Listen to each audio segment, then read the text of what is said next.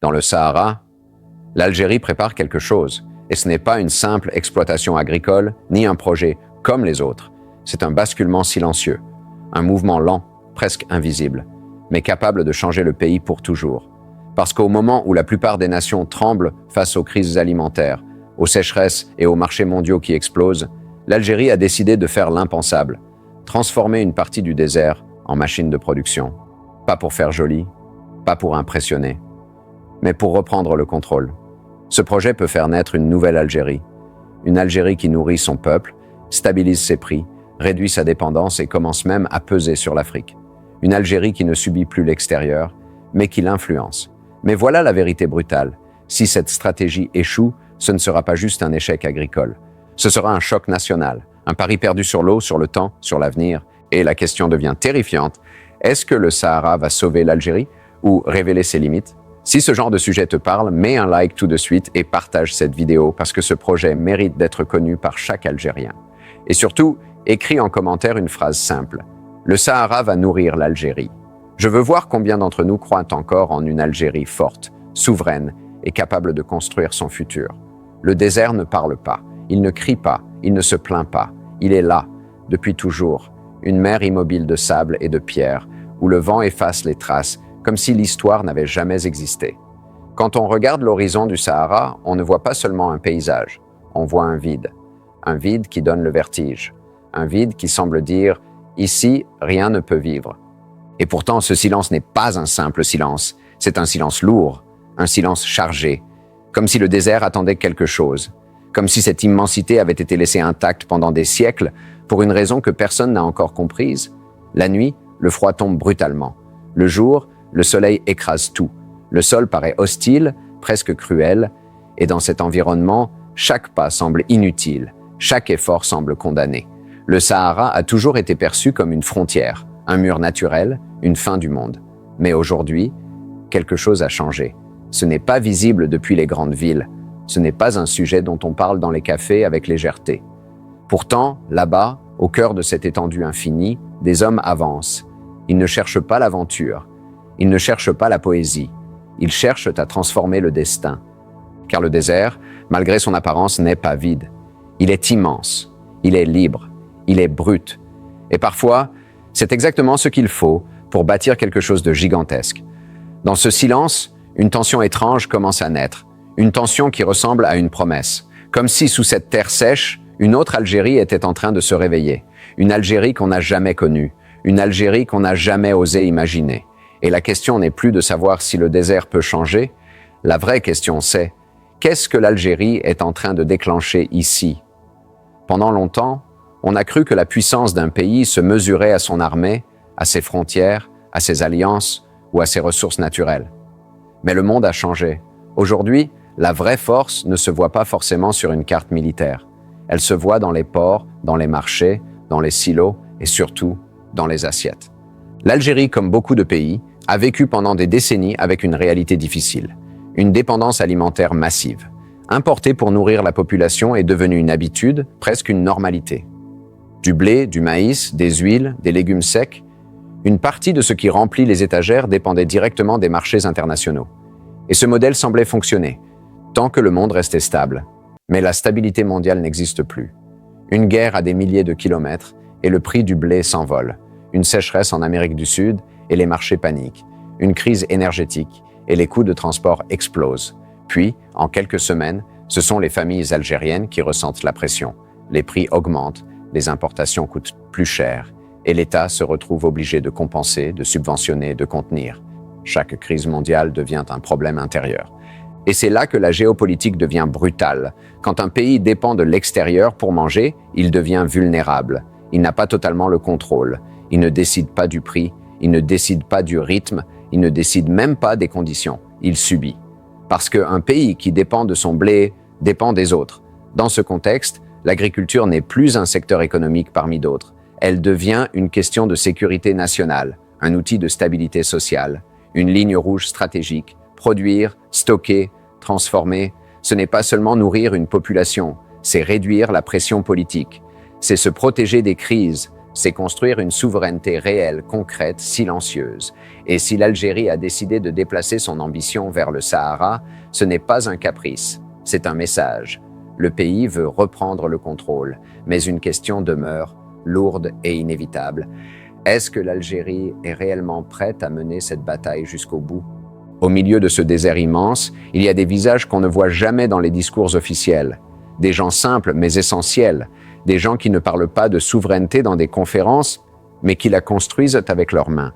Imagine un jeune ingénieur à peine sorti de l'université. Il vient du sud, peut-être de Ouargla, peut-être d'El Oued, peut-être de Gardaïa. Il aurait pu chercher un poste tranquille dans une administration ou rêver d'un départ ailleurs. Mais au lieu de ça, il se retrouve ici, dans un chantier agricole perdu au milieu du Sahara. Casque sur la tête, ordinateur sous le bras, poussière sur les vêtements. Il ne regarde pas le désert comme une fatalité. Il le regarde comme un problème à résoudre. Plus loin, il y a un agriculteur. Un homme qui a connu les saisons difficiles, les récoltes incertaines, les années où la terre donne et les années où elle refuse. Il marche lentement, observe le sol, touche la terre, comme s'il cherchait à comprendre si elle est prête. Son visage est marqué par le soleil, mais dans ses yeux, il y a autre chose, une forme de fierté silencieuse. Il sait qu'il ne participe pas à une simple plantation. Il participe à un changement de pays. Et puis il y a le technicien de forage. Lui, c'est le cœur invisible du projet. Il ne travaille pas dans les champs. Il travaille sous la terre. Chaque jour, il vérifie des machines, surveille la pression, écoute les vibrations, contrôle les conduites. Son métier est dangereux, exigeant, épuisant. Mais il continue, parce qu'il sait que sans eau, tout s'effondre. Dans ce désert, l'eau n'est pas un détail. C'est une frontière entre la vie et le néant. Et parfois, la scène est presque irréelle. Le soleil se lève, les moteurs démarrent, les machines avancent, les hommes se saluent avec un café brûlant dans la main.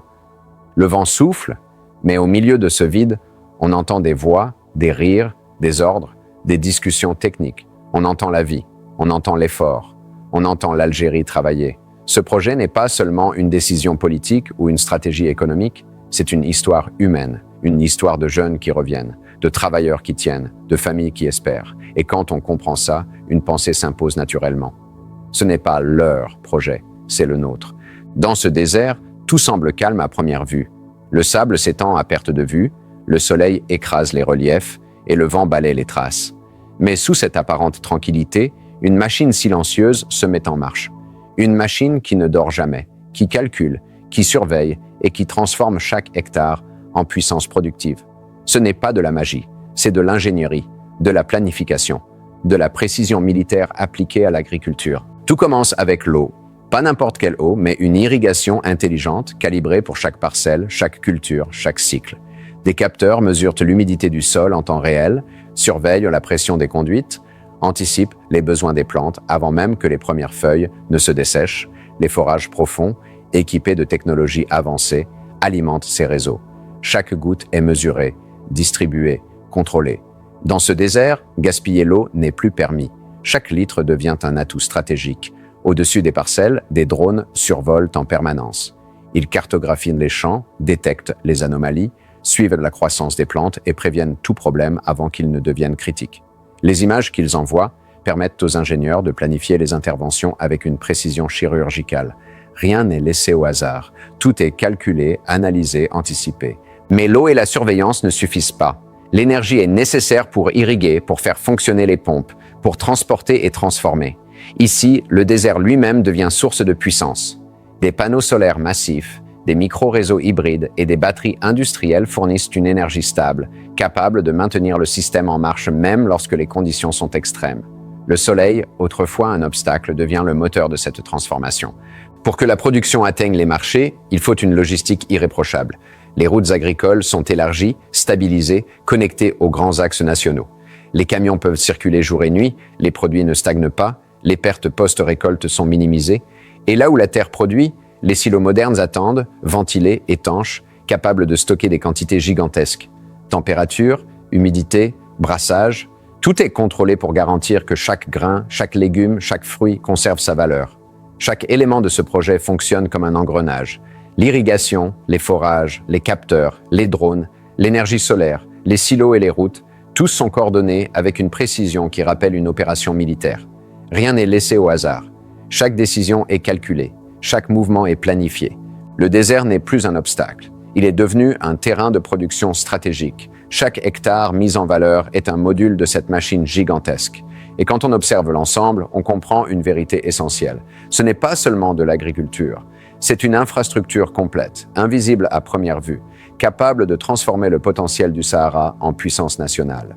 Le projet avance, implacable, et ceux qui l'observent commencent à réaliser que derrière cette mer de sable, l'Algérie construit silencieusement l'une de ses armes les plus puissantes, la capacité de nourrir son peuple, de stabiliser son économie et de s'affirmer comme acteur stratégique dans la région. Et si le désert n'était pas vide, mais en attente, et si toute cette étendue de sable et de pierres, que l'on a toujours cru hostile, était en réalité un espace de promesses silencieuses, un territoire prêt à révéler son potentiel au moment où l'Algérie déciderait de le comprendre, chaque grain de sable pourrait alors devenir témoin d'une transformation silencieuse, presque invisible, mais capable de changer le destin d'un pays tout entier. Et si la vraie richesse algérienne n'était pas le pétrole, ces nappes souterraines que l'on a tant célébrées et exploitées, mais la capacité à nourrir, à produire, à stabiliser, à créer un cercle vertueux où le peuple ne dépend plus des marchés mondiaux, où chaque famille peut se projeter dans l'avenir sans craindre l'arbitraire des prix ou l'imprévisible des sécheresses. Peut-être que la souveraineté commence dans l'assiette, et non dans les pipelines ou les comptes bancaires. Pourquoi les nations fortes sécurisent-elles d'abord leur nourriture avant tout le reste? Parce qu'un pays affamé n'a pas de choix. Parce qu'un peuple qui lutte pour son pain est un peuple vulnérable.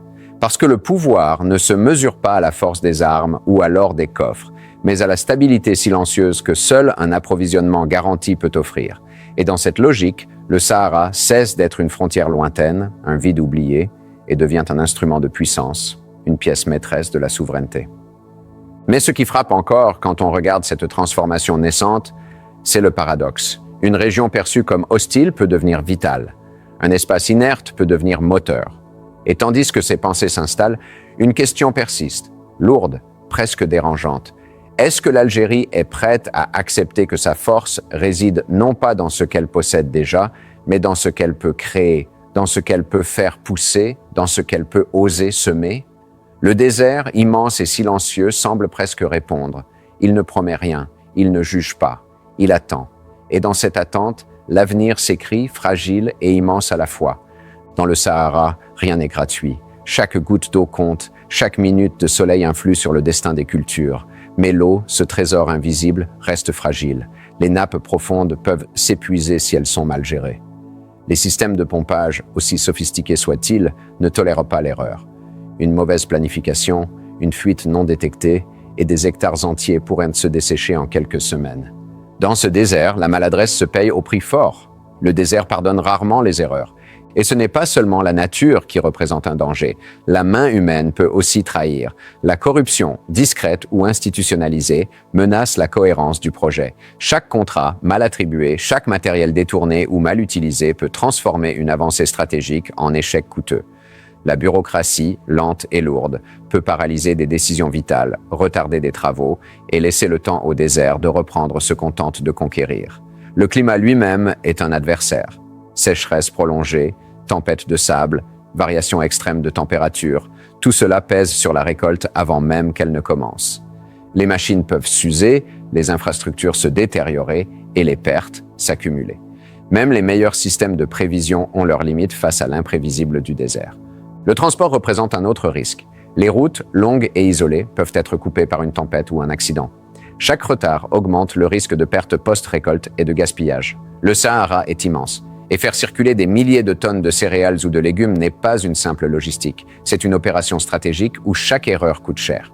Au-delà des frontières, le marché mondial peut lui aussi devenir un ennemi. Les prix internationaux fluctuent, les crises économiques surviennent, et un excédent prévu peut soudain perdre toute valeur. Ce projet, même parfaitement mené, reste vulnérable aux aléas extérieurs. Les excédents agricoles pourraient ne pas trouver de débouchés, et l'investissement colossal pourrait vaciller sous le poids de forces incontrôlables. Enfin, il y a le facteur humain. La réussite du projet repose sur des milliers de compétences, ingénieurs, techniciens, opérateurs, logisticiens. Former ces équipes, les maintenir motivées, transmettre le savoir-faire, éviter les erreurs. Tout cela est un défi permanent. Une seule défaillance peut créer un effet domino, retardant la production et compromettant les résultats. Dans ce contexte, le Sahara n'est pas seulement un espace à conquérir. C'est un adversaire silencieux et exigeant. Chaque décision compte. Chaque retard, chaque mauvaise mesure, chaque négligence peut transformer une promesse en échec. Les enjeux sont énormes, les marges d'erreur minuscules et la tension palpable. Le désert pardonne rarement les erreurs, et ceux qui s'y frottent doivent être prêts à affronter autant la nature que l'homme, autant le hasard que les intentions du marché. Car ici, dans cette immensité, chaque geste peut décider de l'avenir d'une nation entière. Si le projet réussit, l'impact sur l'Algérie pourrait être profond, presque révolutionnaire. La souveraineté alimentaire, longtemps un concept abstrait, devient tangible. Les silos se remplissent, les champs produisent, et le pays commence à dépendre de lui-même plutôt que des marchés mondiaux. Chaque récolte stable réduit la pression sur les prix, offrant aux familles une sécurité quotidienne que beaucoup n'avaient jamais connue. Les fluctuations brutales qui rendaient autrefois les produits alimentaires inaccessibles pour certains sont peu à peu atténuées, et la stabilité devient un acquis plutôt qu'un rêve. Avec cette capacité nouvelle, les importations peuvent être progressivement réduites. L'Algérie n'a plus besoin de suivre aveuglément les cours mondiaux du blé, du maïs ou des légumes secs. Chaque kilo produit localement est un pas vers une autonomie stratégique. Cette réduction des dépendances extérieures soulage également les finances publiques, permettant d'investir davantage dans l'innovation, les infrastructures et l'énergie. Le projet ne change pas seulement l'économie, il transforme aussi le marché du travail.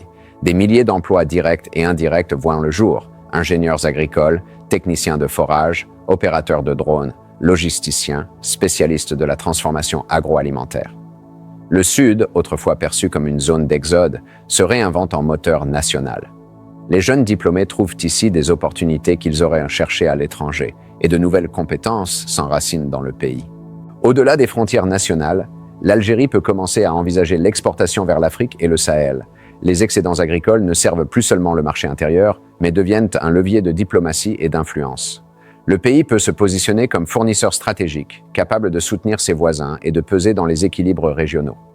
Cette capacité nouvelle change la donne. L'Algérie cesse d'être seulement un importateur vulnérable et commence à être perçue comme un acteur géopolitique autonome et influent. Et l'influence ne se limite pas à l'économie. La stabilité alimentaire et la production locale renforcent la résilience sociale et politique du pays. Une population nourrie et assurée dans ses besoins vitaux est moins vulnérable aux tensions sociales et aux crises imprévues. Le Sud n'est plus un arrière-pays oublié.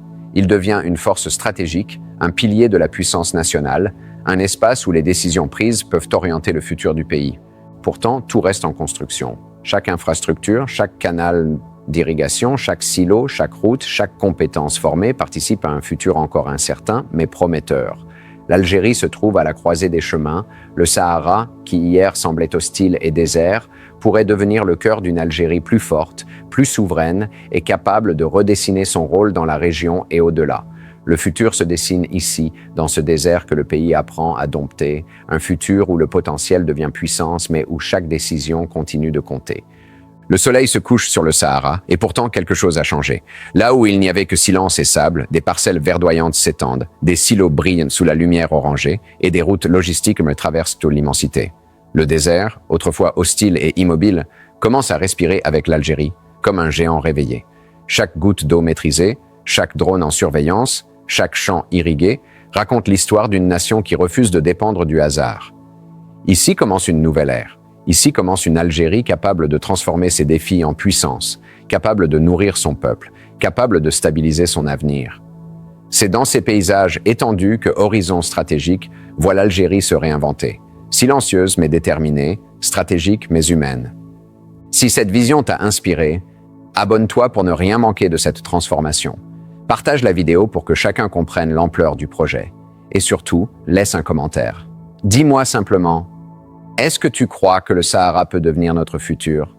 Parce qu'au cœur du désert, l'avenir s'écrit maintenant, et il n'attend que nous pour prendre forme.